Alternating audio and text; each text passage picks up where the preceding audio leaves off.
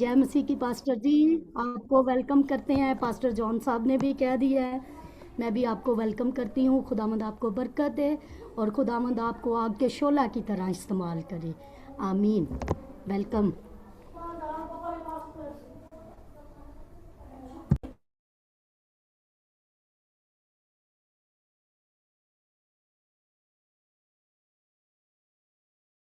Pastor जी, आप हमें सुन सकते हैं?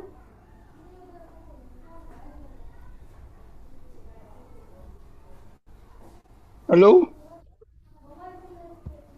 जी जी मेरी पास्टर आवाज? जी, आप हमें जी जी आपकी आवाज़ आ रही है pastor ji. Thank you so much. Welcome pastor जी। बहुत शुक्रिया। आज जिस टॉपिक पे हम बात करना चाहेंगे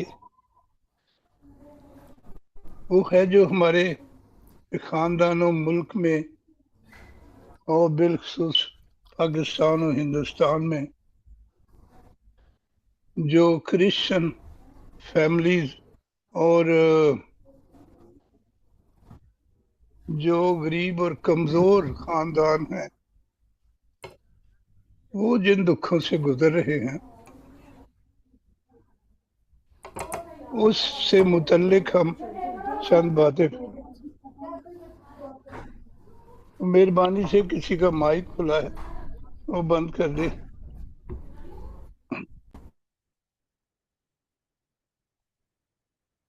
उसी के हिसाब से मैंने ये मजमून सेलेक्ट किया है, मुदाफ़त और वफादारी। आइए कलाम मुकद्दस खोलें और गज़लो गज़लात उसका 5 बाब 10वीं आयत मैंने जो उसमें लिखी है मरकज़ी आयत, मेहरबानी से पढ़ें। और जिन सब के पास इस वक्त बाइबल है वो इस किताब को खुला रखें। बहुत शुक्रिया। जी तो पास्टर जी, पढ़िए मैं जी, पढ़िए।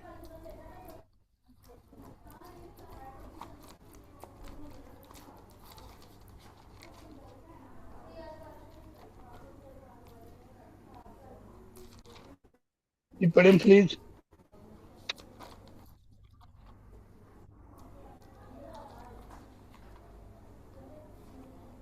सिस्टर प्रेमा का माइक भी खोला था। सिस्टर तबस्सुम, आपका भी माइक खुला है, तो कोई भी पढ़े। जी पास्टर जी, गजल जी जी गुजार पास्टर जी, 5 बाप आपने बोला है? 5 मैंने बाप? जी 5 ही बोला और इश्तिहार पे लिखा हुआ भी है। मे, मेरी आवाज़ आ रही है? जी आ रही। हाँ जी, 5 बाप पास्टर जी आपने बोला है? ये सिस्टर मेरी आवाज नहीं आ रही आपको? हेलो। जी जी पास्टर जी, सॉरी, आपकी आ रही आवाज़, हमारा डिस्कनेक्ट हो गया था। अच्छा, 5 बाब 10वीं आयत वो इश्तिहार पे भी लिखा है। जी ठीक है पास्टर जी, हम खुदावंद के ज़िंदगी बख्श पाक कलाम में से पढ़ेंगे गज़लो गज़लात उसका 5 बाप और 10 आयत को। मेरा महबूब सुर्ख व सफ़ेद है, वो 10,000 में मुमताज़ है। उसका सर खालिस सोना है, उसकी जुल्फ़ें पेच दर पेच और कवे सी काली हैं। उसकी आंखें उन कबूतरों की मानिद हैं जो दूध में नहाकर लबे दरिया तमकिनत से बैठे हों। और बहुत उसके शुक्रिया रुखसार जी, कलाम थैंक यू मुक़द्दस का पढ़ा और सुना जाना हम सब के लिए बाइस से बरकत हो। आमीन। आमीन आमीन आमीन। पहले मैं थोड़ी सी इसकी बैकग्राउंड बता देता हूँ। सुलेमान बादशाह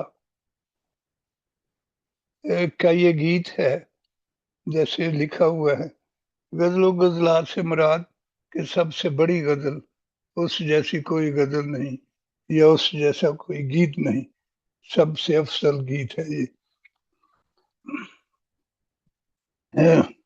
कुछ तारीखी जो शवाहिद हैं वो ये हैं, जो रिवायात के मुताबिक के سلیمان بادشاہ نے بال ہمون کے علاقہ میں اپنے باغات لگائے تھے اور اس میں بلسان کا بھی ذکر ہے اور پاکستان تھے. بادشاہ اپنے باغات دیکھنے کے لیے گیا، سیر کرنے کے لیے.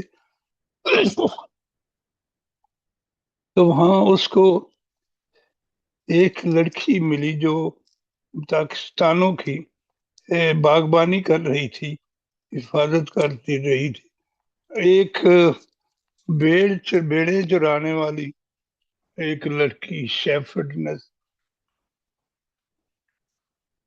تو اس کو یہ بہت پسند آئی. تو بادشاہ اس کو اپنے گھر میں لیا. ظاہر اس نے حکم دیا ہوگا تو اس کو اپنے محل میں لیا.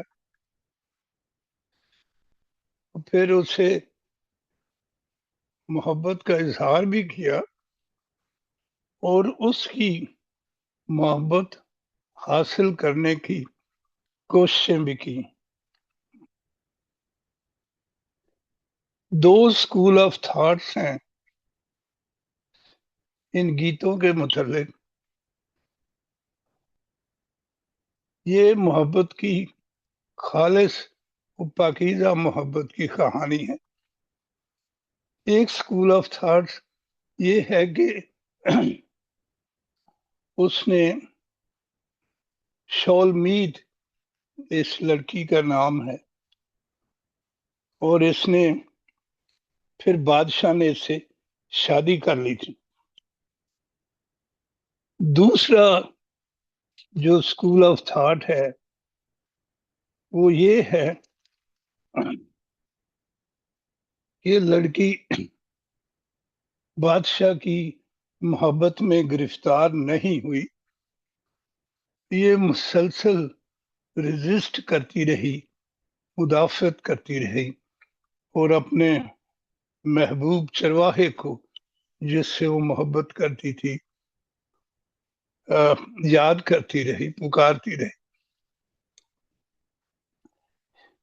اور یہ بھی روایت ہے کہ چونکہ مشرقی لڑکیاں ماں باپ کی مرضی سے شادیاں کرتی تھیں،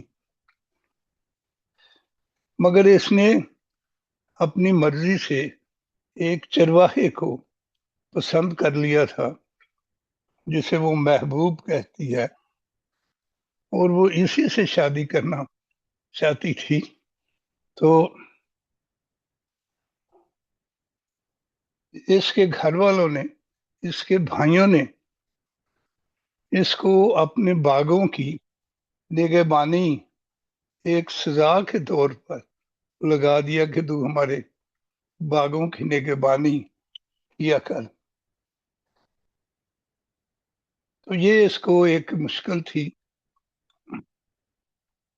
لیکن آخر میں اس کے ریزسٹ کرنے پر بادشاہ اس کو واپس چھوڑایا اور خاندان کی اور بادشاہ کی اور اس کے بھائیوں کی مرضی سے اس چرواہے، اس کے محبوب کے ساتھ اس کی شادی ہو گئی. اور میں بھی اسی سوچ ایسے متفق ہوں اور آپ جو بھی سوچ رکھتے ہیں. اب پہلے باب کی آیات اگر ہم پڑھیں تو یہاں لکھا ہے تیرے عطر کی خوشبو لطیف ہے، تیرا نام عطر ریختہ ہے، اسی لیے کنواریاں تجھ پر عاشق ہیں. مجھے کھینچ لے، ہم تیرے پیچھے دوڑیں گی. بادشاہ مجھے اپنے محل میں لے آیا، ہم تجھ میں شادمان اور مسرور ہوں گی. ہم تیرے عشق کا تذکرہ میں سے زیادہ کریں گی. وہ سچے دل سے مجھ پر عاشق ہیں. اے یروشلم کی بیٹی ہو، میں سیاہ فام لیکن خوبصورت ہوں. کیدار کے خیموں اور سلیمان کے پردوں کی مانند مجھے مت تاکو کہ میں سیاہ فام ہوں، کیونکہ میں دھوپ کی جلی ہوں.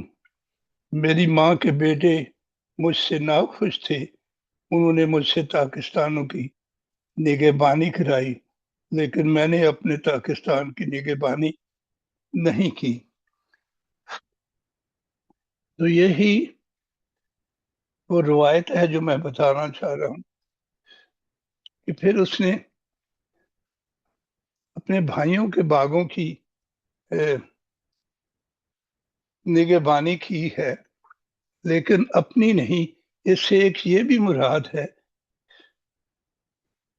कि जब आप दूसरों की मदद करते हैं तो अपना ख्याल जरूर रखें। वो कहती है मैंने अपनी नहीं की, तो इसलिए मैं धूप की जली हूं, मुझे मत ताको। एक तो वो कहती है कि मैं स्याह फाम हूं, इसके बावजूद वो कहती है कि मैं खूबसूरत हूं। I am black but I am pretty. तो हुस्न रंग पे मुनसर नहीं है, हुस्न बातन पे मुनसर, जाहिर पे नहीं है। खूबसूरती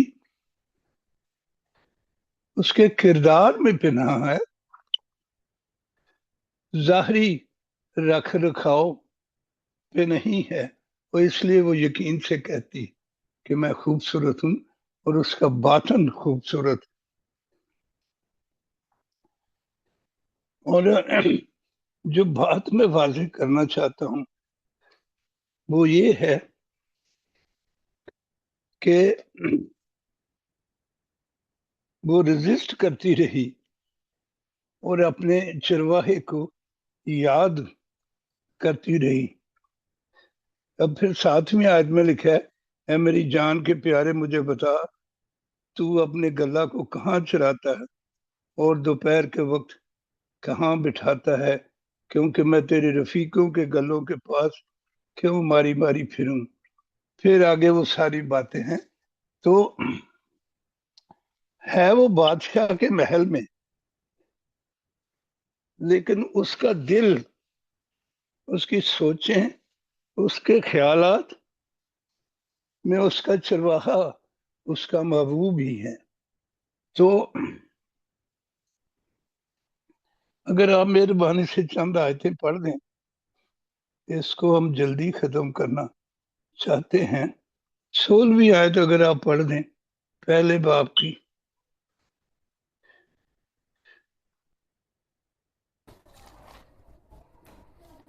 सिस्टर जी जी पास्टर जी मैं पढ़ जी बाइबल मैं खुली पढ़ रखें। देती हूँ। जी जी पास्टर जी खुली हुई है बाइबल।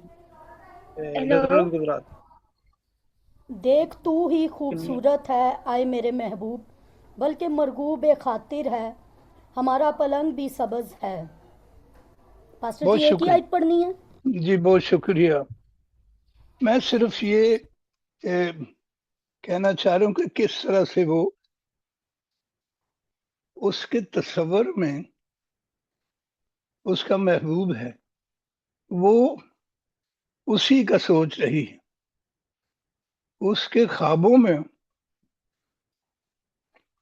कहानियां हैं जो उसके महबूब की कहानियां है। अगर दूसरे बाप की 8वीं आयत भी पढ़ दें प्लीज।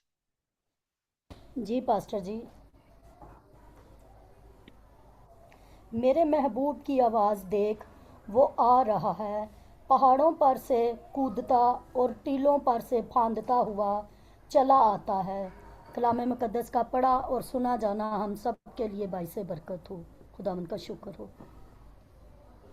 ये बरकत सिस्टर जी पे एक दफा आपने दे दी थी, वो जारी रहेगी। हर आयत ठीक है, पढ़ने के बाद इसकी जरूरत नहीं। ठीक है पास्टर जी। तो ये देखें कि वो कह रही है वो तो मैदानों और पहाड़ों पर से आ रहा है, हिरनों की मानद है, गजालों की मानद है, और वो उसके तस्वर में है कि वो आ रहा है। फिर एक दो और आयत पढ़ दें,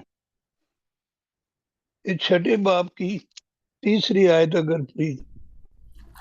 जी पास्टर जी।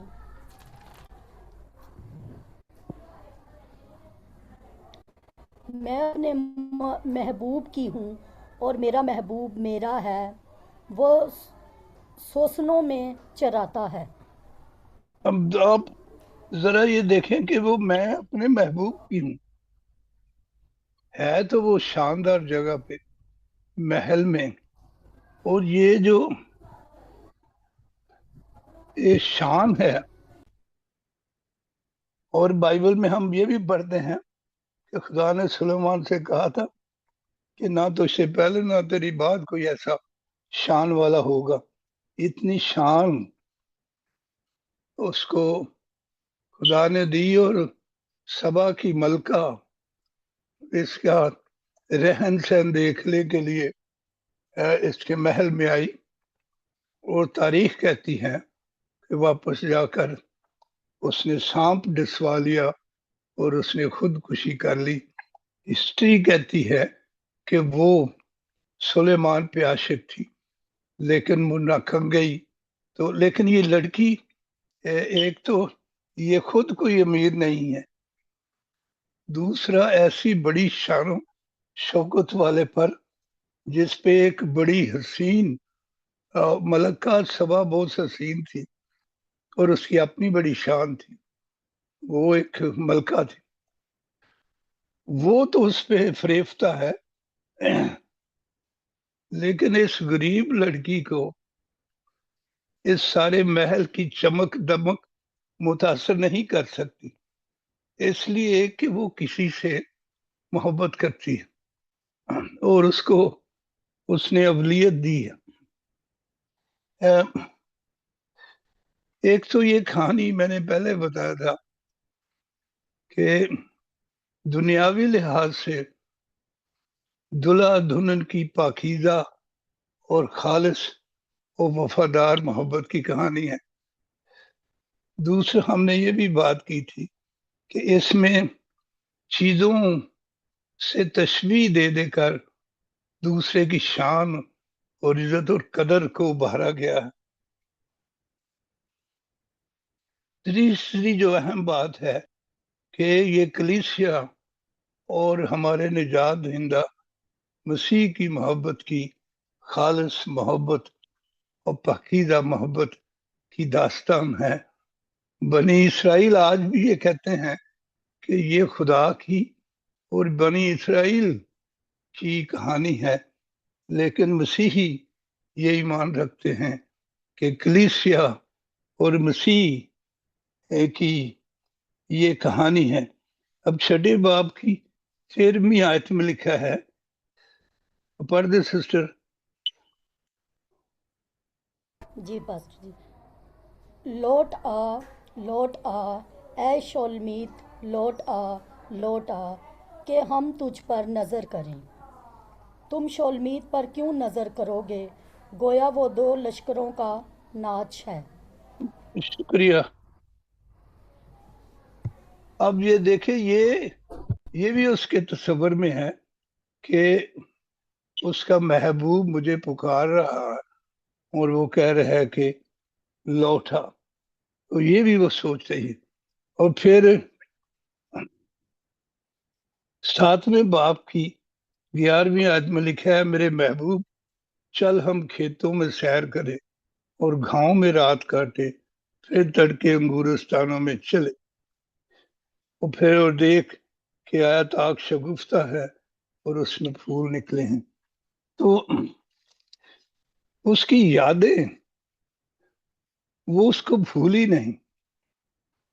اور 8ویں باب کی آخری آیت میں لکھا ہے, اے میرے محبوب جلدی کر اور اس غزال یا آہو بچے کی مانت ہو جا جو بلسانی پہاڑیوں پر ہے. تو اس کے تصور میں یہ کہ وہ مجھے پکار رہا ہے, مجھے بلا رہا, اور وہ اس کو بلا رہے. وہ دیکھ رہی ہے کہ وہ آ رہا ہے پہاڑوں پر سے, بلسان کے کھیتوں اور کھیاریوں اور خوبصورت وادیوں میں سے وہ پہاڑوں کو پھلانگتا ہوا اس کی طرف آ رہا ہے, اور یہ بھی تصور کرتی ہے کہ وہ اسے پکار رہا. تو یہ جو گفتگو ہے اس میں اس کی محبت کا عروج ہے. اب یہ کلیسیا جو مسیح کا بدن ہے, اس نے کلیسیا سے ایسی ہی محبت کی ہے. جب مسیح آخری وقتوں میں دعا کر رہے تھے باغ میں، تو انہوں نے کہا کہ اب آپ ہو سکے تو یہ پیالہ مجھ سے ٹل جائے، لیکن میری مرضی نہیں، تیری مرضی پوری ہو۔ اس سے مراد یہ بھی ہے اگر یہ پیالہ مجھ سے ٹل جائے تو یہ جو بھیڑے ہیں، یہ جو میری کلیسیا ہے، یہ تو برباد ہو جائے گی، یہ تو مر جائیں گی۔ اس لیے اس نے کہا کہ ان کو بچا لے، تیری مرضی پوری ہو۔ تو اس محبت کی معراج دیکھیں کہ وہ بچ سکتا ہے، لیکن وہ اپنی محبوبہ کے لیے خدا کی مرضی کے تابع ہو کر جان دینے کے لیے بالکل تیار ہے، اور اس نے ایسا ہی کیا۔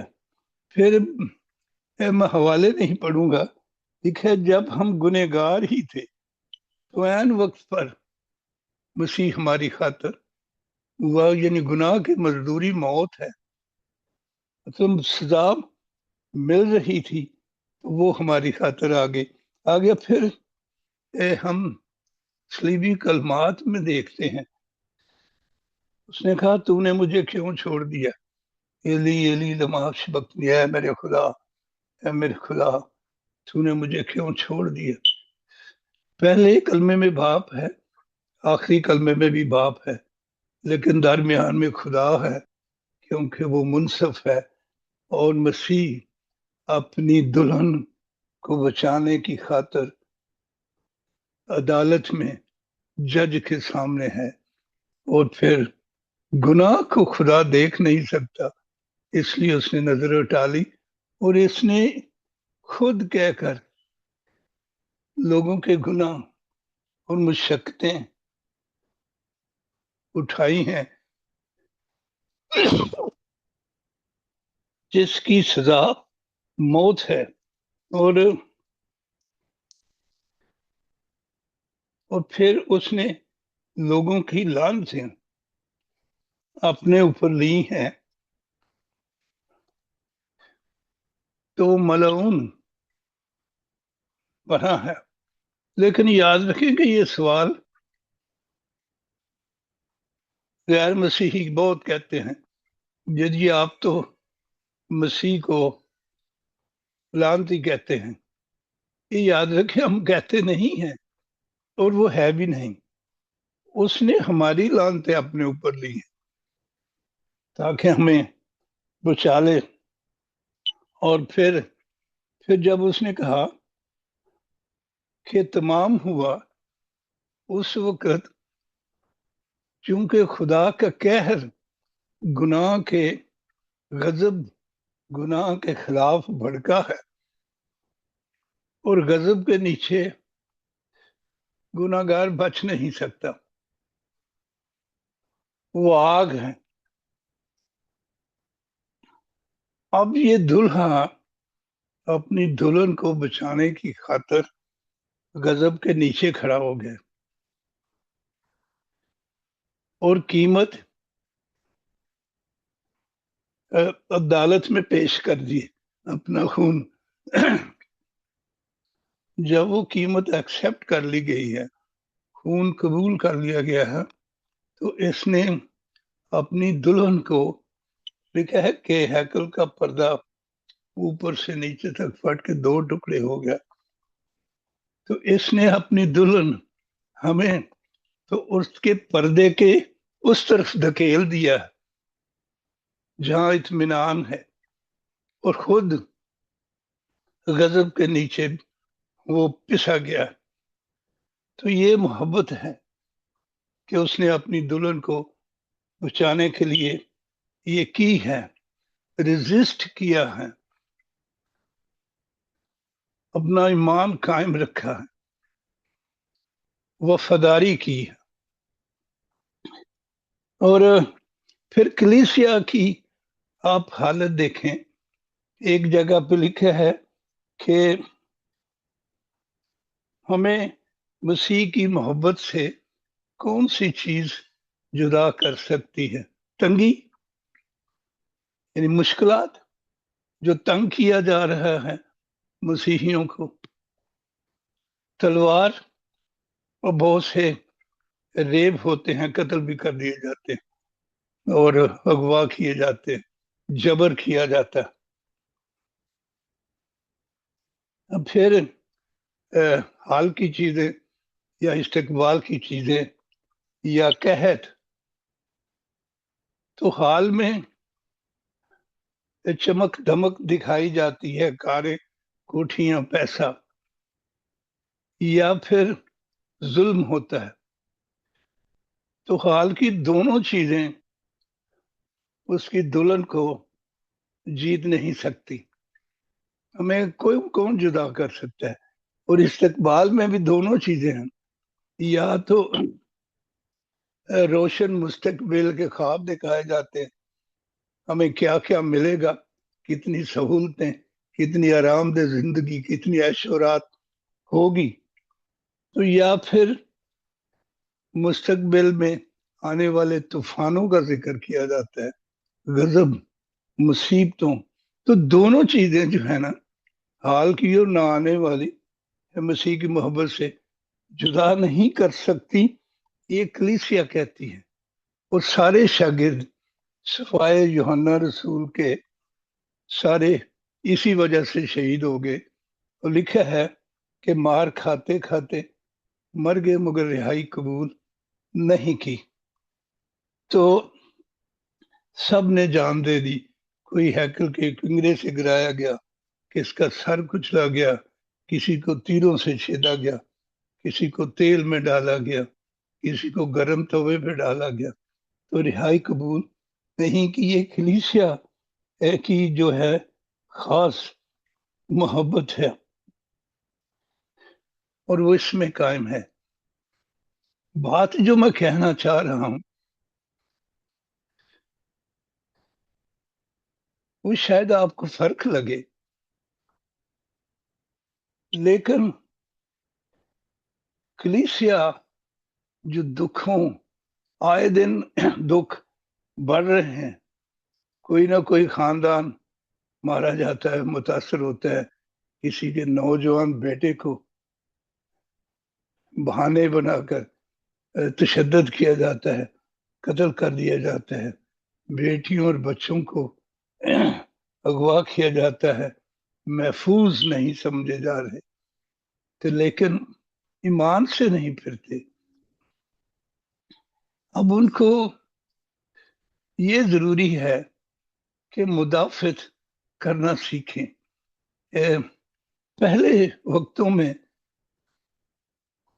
مجھے یاد ہے کہ 10-12 سال کے لڑکے لڑکیاں اکٹھے کھیلتے تھے محلے کے، اور کوئی نہ برا بناتا تھا، نہ کوئی برائی ان میں سے نکلتی۔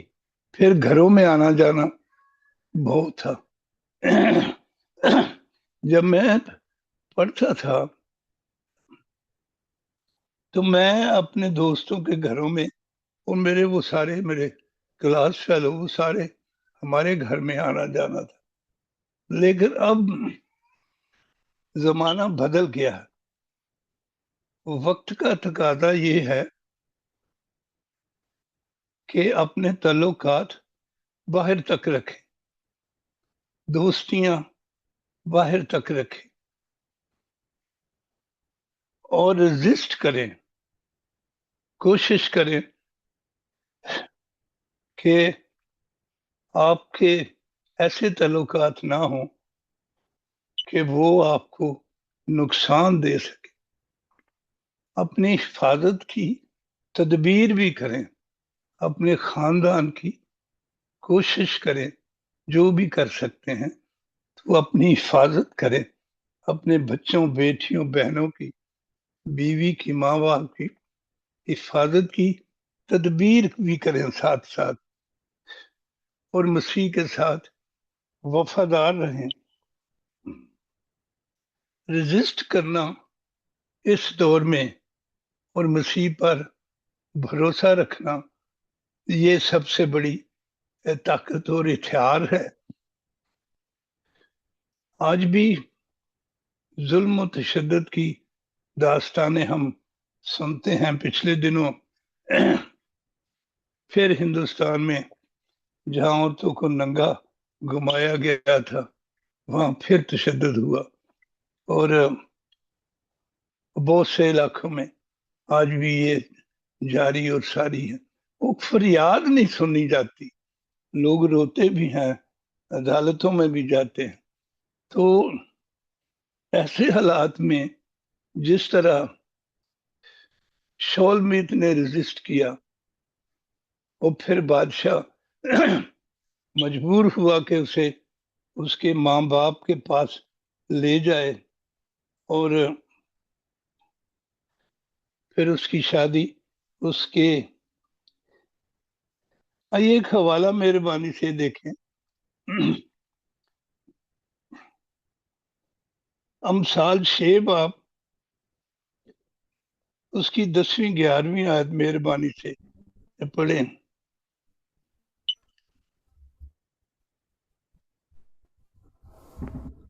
جی پاسٹر جی. جی امثال 6 باب کی. امثال 6 باب 10 اور 11 آیت. جی. تھوڑی سی نیند ایک اور چھپکی, ذرا پڑے رہنے کو ہاتھ پر ہاتھ, اسی طرح تیری مفلسی راہ سنگ کی طرح اور تیری تنگ دستی مسلح آدمی کی طرح آ پڑے گی.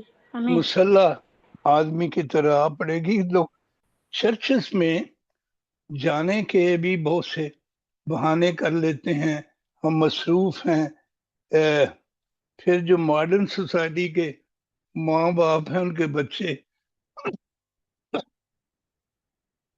اتوار کو سوتے رہتے ہیں, وہ کہتے ہیں جی ایک ہی تو دن ہوندا ہے چھٹی دا, تو وہ بچے پھر سونا بھی ہوندا ہے. تو بہانے بازی دیکھیں خدا کی حضوری میں جانے کے, اس پہ کسی وقت پھر بات کریں گے. ہمیں ایسا کرنے سے جو لکھے کہ مصیبت مسلح آدمی کی طرح اچانک آ پڑے گی. تو سرگرم رہنا ہے, چرچ جانے کی تیاریاں کرنی ہے, اور چرچ جانا اور اپنے لوگوں سے مسیح کے نام سے رفاقت رکھنا, یہ بھی ایک ریزسٹنس ہے, یہ بھی ایک تقویت ہے, جہاں بہت سی راہنمائی اور اچھے مشورے اور مدد مل سکتی. کلیسیا سب سے محفوظ جگہ ہے, تو اس میں جانے سے پرہیز نہ کریں. اپنے جو عزیز ہیں, آپ کے خاندان کے لوگ ہیں, انہیں کسی نہ کسی طرح اگر آپ بتا سکتے ہیں تو ضرور سمجھائیں کہ ایسے حالات میں مدافعت کریں, ریزسٹ کریں.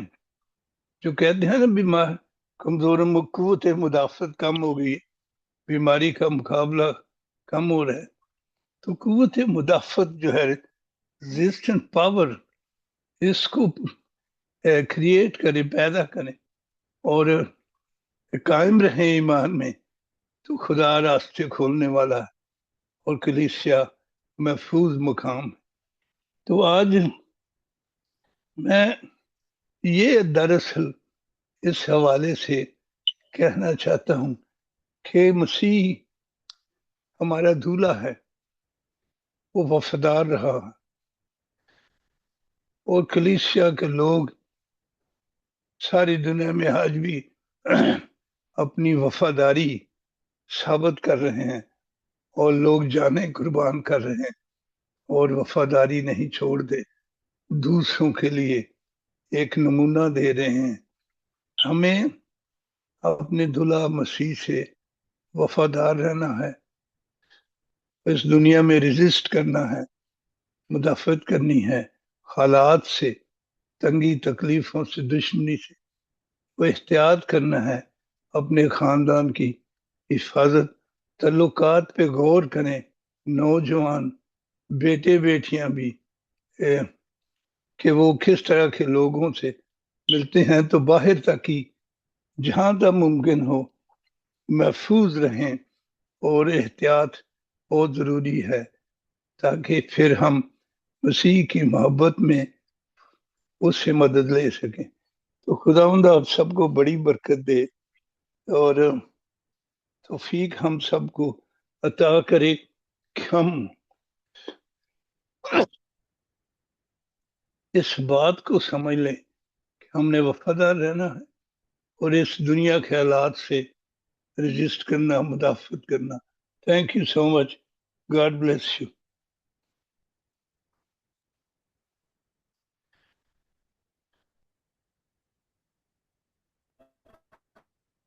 آمین. تھینک یو ہاں جی. جی. خود بہت اس کلام کو یہ کتاب غزل و غزلات کی کتاب بہت کام سن میں آتی ہے تو مشکل بھی ہے تھوڑی سمجھنا، لیکن آپ بڑی خوبصورت خداوند آپ کو صحت و سلامتی میں قائم رکھے. خدا نے جو بات کی ہے بچوں والی تو مدر میں بھی انہی چیزوں